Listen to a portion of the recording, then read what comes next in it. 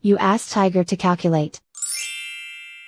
This deals with linear inequalities with one unknown. The final result is x equal or greater than 1 over 6. Let's solve it step by step. Simplify the expression. Expand the parentheses.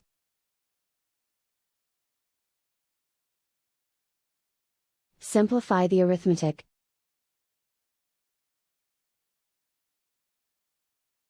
Group all constants on the right side of the inequality. Subtract 6 from both sides.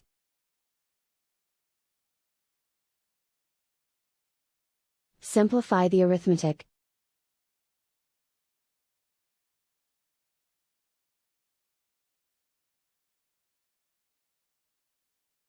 Isolate the x. Divide both sides by 6.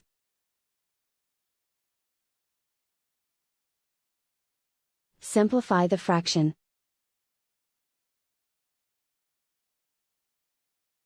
Plot the solution on a coordinate grid. And so the final result is x equal or greater than 1 over 6.